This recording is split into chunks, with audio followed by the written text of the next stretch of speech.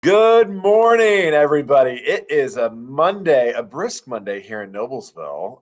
It is the 28th day of October. I'm Chris Jensen, there of my great hometown of Noblesville, Indiana, joined by my good friend, Kristen Boyce, the owner of Pathways to Healing Counseling. And you're joining us for another edition of Mental Health Monday. Kristen, I feel like it's been a while since it's just been you and I, so I'm glad to be back in the seat. Good to see you this morning. Good to see you. It has been a long time. It has. We've had some guests interwoven into us. I was doing some traveling in September. You jumped in and filled in for me. So great to be back with the OG here for a little Mental Health Monday edition. And what a more appropriate time than October, which is Emotional Wellness Month. And we're going to talk a little bit about what emotional wellness is today and ask some questions around emotional wellness.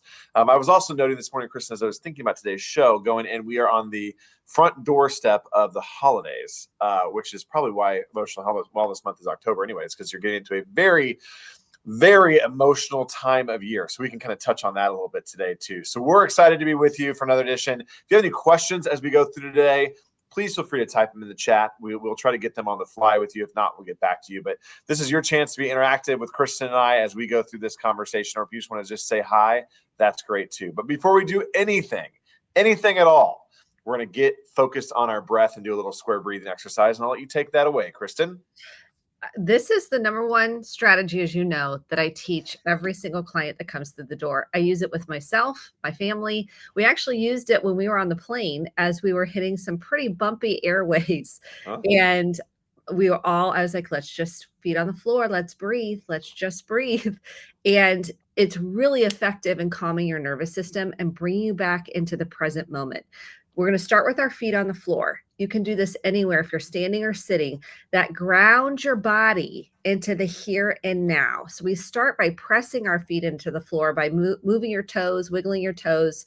We're going to inhale through our nose for 4. We're actually going to hold the breath for 4. And then we're going to slowly release out our mouths for 8. And then I'm going to do a second breath that we haven't done before. So the breath 2 will be a step up breath. And we're going to practice that after we do our first square breathing breath. So feet on the floor, kind of settle into your chair if you're sitting. If you're standing, pressing into your feet. Deep inhale through your nose. Hold. And then slowly release out your mouth like you're cooling soup.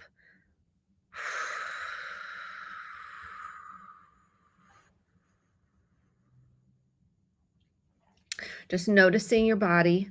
And on this next inhale, I'm actually going to have you, we're going to inhale for 4, we're going to hold for 4, and then we're going to take another inhale and jump up for another breath up. So we're going to get another intake of that breath, and then we're going to release it. And what that does is, this is what my daughter likes to do. She likes to, I call it the up breath. If she's nervous for a presentation, she's getting into, going in for a shot, she's trying to really center herself. This is this is the one that works for her. So we're going to go inhale through your nose, hold it. Now I'm going to take another breath in to get another deeper breath. So I upped it. Now I'm going to release.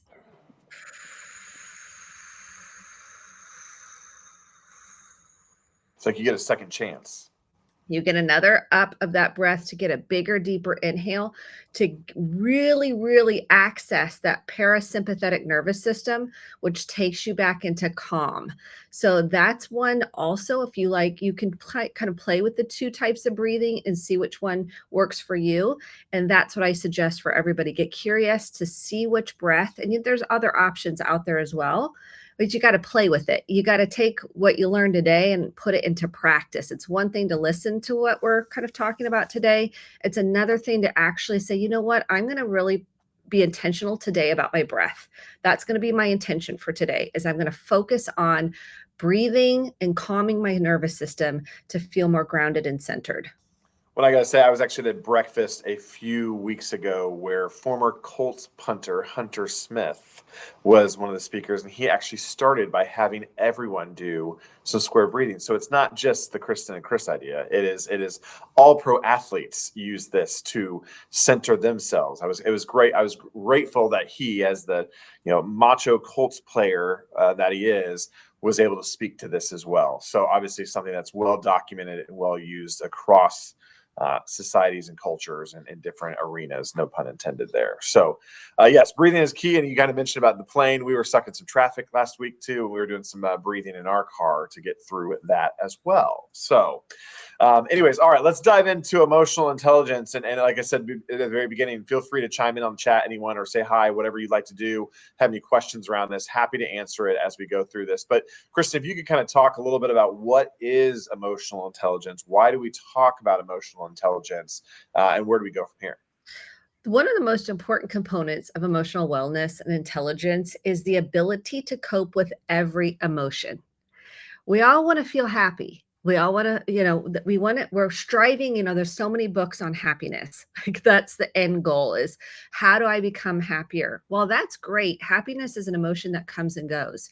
And so what we work on in therapy or outside of therapy, and now we're really trying to take this into the classroom to help all ages be able to tolerate, process, acknowledge all emotions. That means fear, disgust, anger, which is one that people either kind of sit in and can't transition out of, or they use it to kind of cover up, or they're just totally don't want to process it because it scares them. Disgust, all of these emotions that are so critical to your emotional wellness, your physical wellness, is essential. So what does this mean? It means I'm willing to process all emotions, not just the ones that that feel good, or I'm not bypassing my emotions. And this means when we're looking at emotional wellness, when someone comes in, I'm like, okay, including myself, I've got to look at what is causing emotional distress in my life. Okay, what is it? Is it my relationships? Is it how I feel about myself? My shame of not feeling good enough, feeling defective, feeling like there's something wrong with me? Is it, I feel depressed? Maybe I feel sad. Maybe I have had a loss that I haven't processed. It could be a death. It could be ambiguous loss. It could be a move, like we talked about last month. It could be so many things. Am I dealing and feeling, or am I stuffing, numbing, trying to move away from it? Maybe I'm censoring, what emotions I'm going to allow to come up and which ones I'm going to push away from. And we kind of go, okay, now what do I need to do with this? Do I need to reevaluate some of my patterns? Maybe I'm a people pleaser and I get worth and value from people liking me. Okay, we all want to be liked. Maybe I'm so busy. I'm busying myself out of feeling because I have too many emotions in there and it's just easier for me to be busy. Maybe I'm on social media and I'm just numbing and I'm not really connected to how that's making me feel. I actually did this with my kids the other day. I said, now, how do you feel when you're on social media? And they're like, not good. And I said, okay, let's talk about what do we need to do then to feel better emotionally? And the answer was, I need to get off social media. I need to mute some people. I need to really maybe unfollow some things I'm following. And it was an assessment to say, I don't like how I feel when I'm on this. Emotional wellness is really, it's like zooming out the lens. Let's think if let's say you're in a high rise, okay? Let's say I'm on the bottom floor. I can't see what's on the top floor. I can't see that there might be other possibilities of my view being different because I'm only seeing what's on the bottom floor. And emotional wellness is being able to go up to that top floor, get a different perspective, process everything that's on every floor, metaphorically speaking, that's inside of us, and we're accepting that we have all kinds of emotions. So I'm identifying and I'm getting curious about why do I have that pattern? Why do I feel the way I do? Why am I so ingrained on wanting to achieve so I feel better? What is that about in me?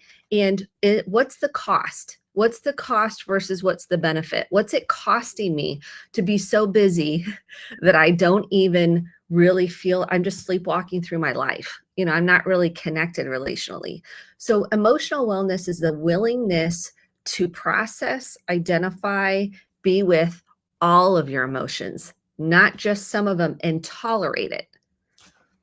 Yeah, I was actually making a few notes over here. I was trying to follow. I had a few questions for you, but I like, so what I hear you saying, and I'm trying to repeat, the thought here, emotional wellness. I think I added the intelligence piece, so I'm not sure if that, but it kind of fits in here.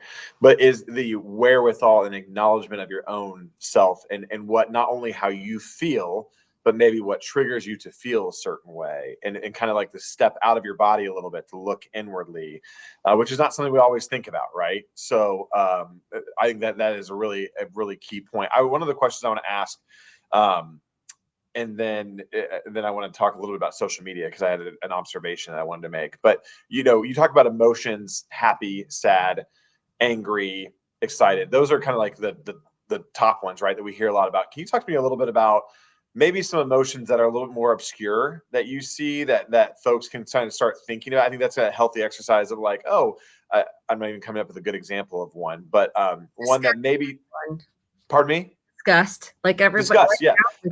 What are a few of those emotions that kind of hide under the surface that we don't talk about every day? And that we don't want to talk, because we like, well, that seems pretty intense if I feel disgust. Like disgust kind of hits you. It hits you, and you feel, a lot of people feel disgusted with what's going on in the world right now, or politics, or I mean, that's an appropriate emotion given what you might be witnessing or experiencing. So disgust is one that we don't talk about often. It's in the Inside Out movie because it's based on neuroscience, and that's why they made that a character. So Inside Out has emotions that are characters that live in the little girl's head that's moving. Now there's Inside Out too, as she grows into a teenager. But disgust is one we don't really talk about much. And disappointment would be the other one that I think is pretty prevalent. Like, you feel disappointed. And shame can be a second, like, it's an inhibitory emotion, which means I feel like I'm defective. It's about self. It's about I'm stupid. The disappointment is kind of projected onto somebody, where the shame is me. Well, and disappointment, guilt can be about my behavior. Like, I feel guilty that I, really lost my cool with my kids. And so, but that can help me make a change. Guilt can say, you know what? I really want to change that, and I'm going to work on that. I'm going to take responsibility for that, and I'm going to work on it. And then disappointment is really deeper. A lot of times it's tied to grief. We don't talk a lot about grief, and grief is a deep, deep emotion. And it combines sadness, anger, fear, and the sense of loss, a profound sense of loss. And so grief is one that we really, a lot of times someone will come in and be like, I'm in a funk. I'm like, okay, let's sit with that. Let's explore if there's some unresolved loss there. Maybe there's some sadness.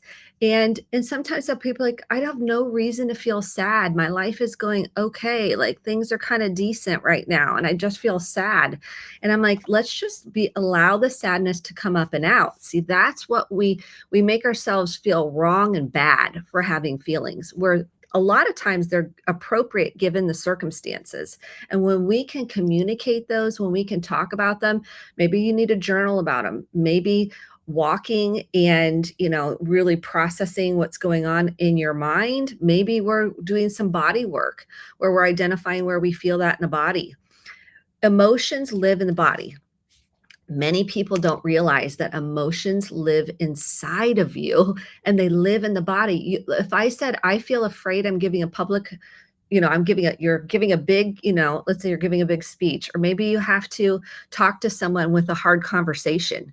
You're going to feel that in your body. It might be kind of you might get tightness in your chest. Your stomach might feel like you got butterflies. You might feel like, oh, I'm starting to get a headache. I've had clients come in when they're like, I have a vulnerability hangover. Like, I shared things I've never shared before, and I got the worst headache from it. And it's because the body holds emotions. So when your kids have something that they're upset about, I'll say, where do you feel it in your body? If every parent, grandparent could ask someone else, not immediately, you're going to offer empathy, and then you can say, where do you feel that inside? Where do you feel that in your body? And they might be like, my head, my back, my stomach, my eyes. That is them noticing. That's where it's being held in the nervous system. And that's the other component to emotional wellness, is noticing the tie-in between your physical body and your emotional body, and how those live together. And I would say one thing that's important. A lot of people that lived in kind of a hyper vigilant environment, maybe they lived in an abusive situation, or there was an intensity or an alcoholic situation at their home life, they're going to be able to tell me what someone else feels and what they're trying to predict the environment, but they have a real hard time telling me what they feel. And so this happens in couples. They'll be like, "You're angry, you're mad, you're sad, you're this, you're that," but they have a hard time. And I'll say, "Okay, now what are you feeling? What is the feeling you have?" And that's emotional wellness. It's taking our focus off somebody else and actually turning it inward and going, what do I feel? Where do I feel that in my body? And that's an essential component to what we're talking about, because many people will tell me what someone else feels, but they have a hard time telling me what they feel. Well, oftentimes something that you've taught me on the show the last couple of years is that when we think somebody else feels a certain way, we start to tell ourselves a story, and we get ourselves. So I can't tell you how many times I've gotten mad at Julie Jensen in my head because I know what she's feeling. And oh, by the way, I just didn't have a conversation with Julie Jensen about it to understand how she really feels. And oh, she's really not that mad. You know what I mean?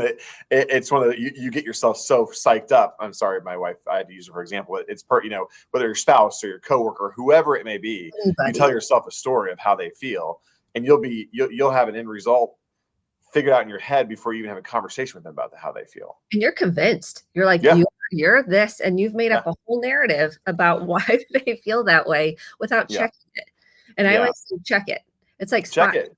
check it. Well, Anytime. it's not fair to you, and it's not fair to them, right? It's not fair to either party involved that you haven't checked it. So one thing I wanted to circle back on, you mentioned social media. It was interesting this morning. I had gotten up and did Orange Theory this morning, and I forgot something at home, of course. And so I was driving across town to get back to the house to pick up something, and I passed a high school bus stop at the corner of one of our streets. And you know what it looked like?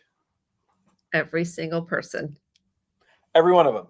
And it struck me this morning. Granted, high schoolers are kind of awkward. They probably don't want to talk to each other, right? You know what I mean? But like literally every one of them, face down on their phone. So that social media piece is key, and it's something that I try to work on at Emotional Intelligence. An example of something that I'm trying to grow in my own emotional intelligence is I recently this summer, as you know, Kristen, there oftentimes in the city, a lot of opinions, a lot of things going on. There's different chat groups on Facebook. And it was one of those things where I pride myself on being pretty active on social media. But this summer, it kind of just reached a peak point for me that I decided that I need to remove myself out of a few of these groups on social media. And honestly, it was one of the best things because it was triggering me. I was going down a rabbit hole. I was trying to watch my kids play baseball, and instead I was reading every comment on Nobles of Chatter Uncensored about how awful a human being I was, and I'm like, this is not healthy. And I always tell people, not only did I just remove myself from them, like I also, like, if something's bad enough on social media that I need to know about, somebody will tell me. You know what I mean? I don't need to follow every story on there, but I needed personally to get myself out of there because it was taking me down a bad rabbit hole and not good for my overall mental health. Yes, I'm so glad you shared that Yeah, example because it's real. And this yeah, is a conversation. I love that we're doing this as a yeah. conversation because I went into the high school this to kind of illustrate your point and do a presentation or a workshop on how to have hard conversations. And these kids were like, I mean, they just say that social media is affecting their relationships, how they feel about themselves. There's so much comparison. And then when people are saying stuff about these kids will post stories of other people on stories on Instagram and about the person, like you're being talked about, like your example of the being in these Facebook groups. This is what people are doing. They're instead of going directly to the person and saying, I feel scared, I feel angry, I feel sad, and this is why, we're just posting about it rather than going to the source when possible to talk about it. And because we're not taught how to do it, I mean, this was like a whole 101 class on how to take it off social media, keep the drama out of drama club, keep and really how to access your own feelings. Because if you can't access your own feelings, you're going to have a hard time in regulating those. Okay. So I have to stay regulated. We talked about regulation first before you have a conversation. Mhm. But social media, we're not regulating first. What we're doing is we're just dumping it rather than regulating first, identifying what we feel, and then putting it on there, Yeah. or going, directly to the person. That's the ideal scenario. Yeah. And we're all guilty of that, right? Of reacting so Also with it. quickly. Yeah, Totally. And I was, one of the best advice I got too is, you don't have to leave if you want to be a part of a group on Facebook, whatever, but you can, there's an unfollow button and you can unfollow it. So it's not showing up in front of you all the time, which I think is really, really helpful. So that and was just kind of key. one example of something that I needed to do to regulate myself because it was infecting my relationships and my overall It mental was health. infiltrating you, and Yeah. that's the key to when I ask people, how is, like, when I was having this discussion with my kids, how is it affecting you mentally? And the feeling was, I feel awful. I feel a Mhm. lot of shame, like, what's wrong with me? And I mean, it was a heartfelt conversation, and deciding to mute somebody, unfollow, unsubscribe, put your phone down, limited usage. So on vacation, I made an intention to be present with my family. I put my phone down and I could feel the ramification of doing that. Like, oh, I'm going to miss a text. Oh, I'm going to have all these emails that I'm going to have to respond to. And I just had to take my breath, soothe myself because that was fear popping up. So I had to identify what emotion am I feeling? Where do I feel it in my body? I could feel it in my body. And then I had to kind of soothe myself through that, so that what that looked like was, Kristen, your number one priority is to be present with your family. And things can wait. It's okay. Take a deep breath. It's okay to not have your phone. It's healthy to not have your phone all the time. Well, I was right. None of us are that important to where if something was in an emergency, they would find you. I've reminded myself many times, if there's something that I need to know, that Kristen Boyce needs to know, somebody will find you, whether you have your phone on you or not, Exactly. and And get you that information. watch afterwards. What do you feel after you've set that boundary? So I've had the Better Boundary, Dr. Sharon Martin on the podcast. She wrote this book that I was going to show everybody, this journal. If you're not sure, like, boundaries are important to your emotional wellness. So that's an example of a boundary for myself. Okay, I'm going to get off the social media. I'm going to get out of the chats. I'm going to write for yourself. Boundaries are essential to emotional wellness, and we throw that term around, boundaries, but it's really a personal, what works for you so you emotionally feel better. It might be, switching jobs. It might be letting go of a relationship. It might be, example of, I'm going to set some limits on how much I'm going to, be on social media. There's so many options on what that looks like, but that's an essential component to emotional wellness. So talk to me. One of the questions I had, what are some daily practices or habits that you prescribe or talk about that help people in their everyday emotional wellness journey? So get off the social media, honestly. Stop watching the news all the time. Consumption, it impacts your mental well-being. So that's number one. Number two is, I love a centering practice. What does that mean? How do you get centered? It might be a breathing practice every single day. It might be like, I'm going to be intentionally breathe. So it's setting an intention. It might be walking, so some form of movement. I like walking personally. Other people, like you, like Orange Theory. Other people might like, some form of running, or whatever outlet, swimming, whatever outlet that is for you, some form of movement, walking if you are able, or whatever you're physically able to do. And that is key, whatever you're physically able to do.